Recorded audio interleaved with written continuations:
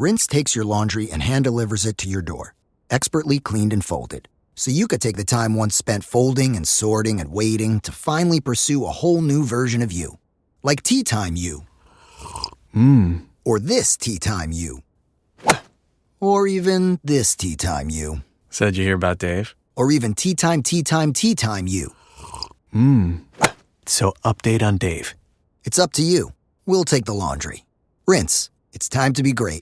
At Sierra, discover joyous deals on great gifts for everyone on your list. Like cozy slippers, ski gear, fishing poles, bikes, large kayaks, even larger canoes. Whew, which might lead to another discovery.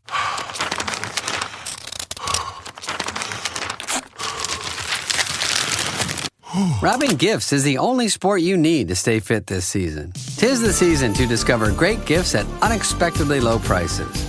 Sierra, let's get moving. This is Optimal Health Daily. 10 Ways to Get Back on Track After a Binge, Part 2, by Rachael Link with Healthline.com. And I'm Dr. Neil Malik, your narrator of blogs covering health and fitness.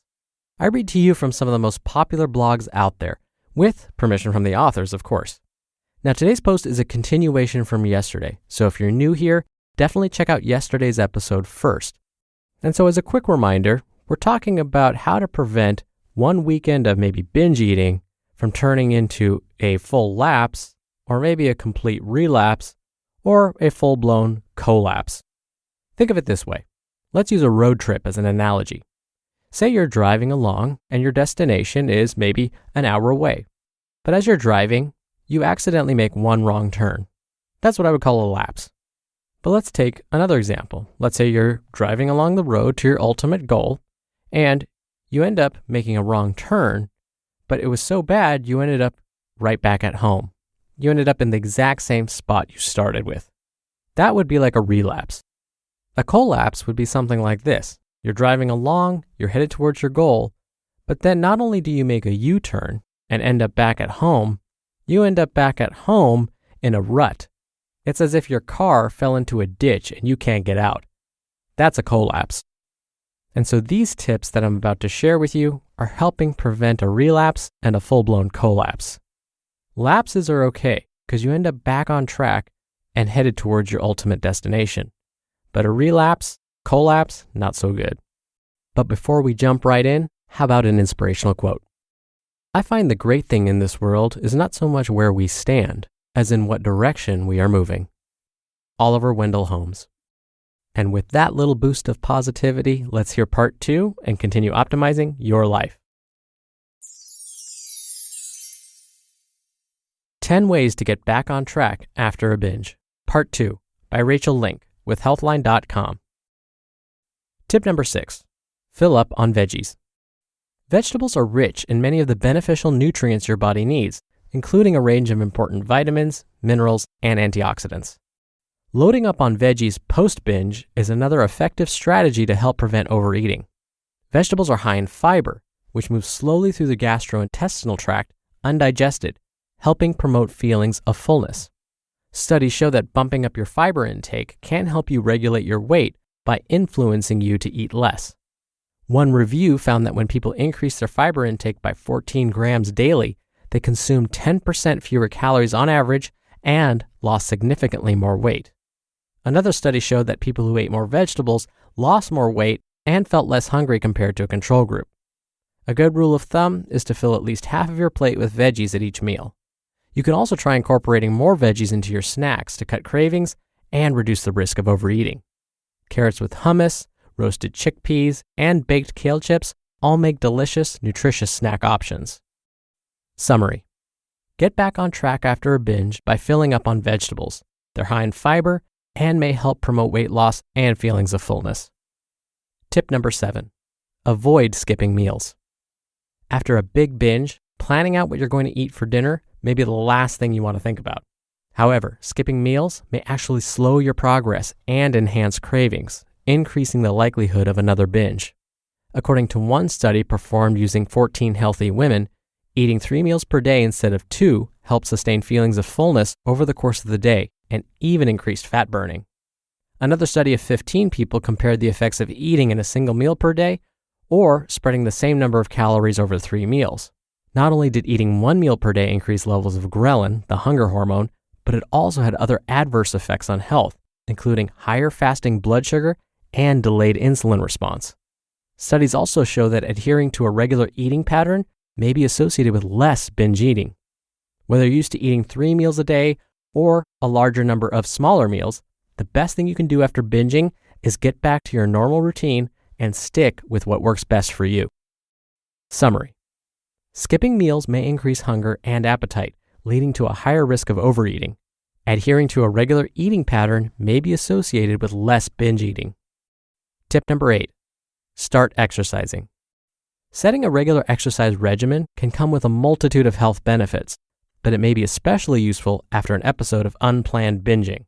One study that included 84 obese women found that a combination of cognitive behavioral therapy, or CBT, and exercise was more effective at reducing binge eating frequency than cognitive behavior therapy alone.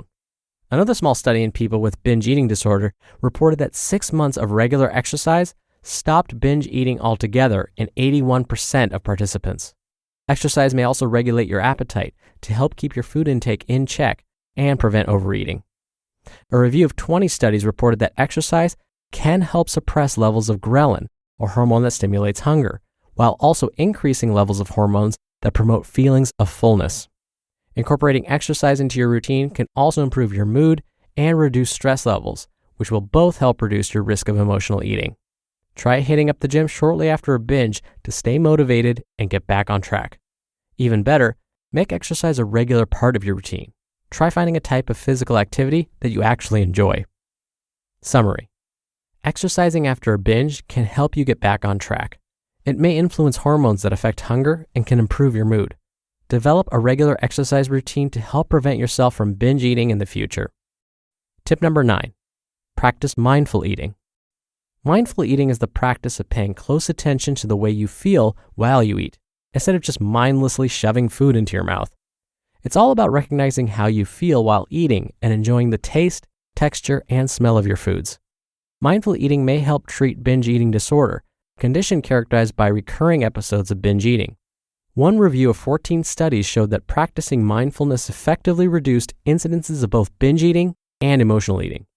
Another small study found that when women with binge eating problems were given combined mindfulness and cognitive behavioral therapy, they experienced improved eating behaviors and increased self-awareness.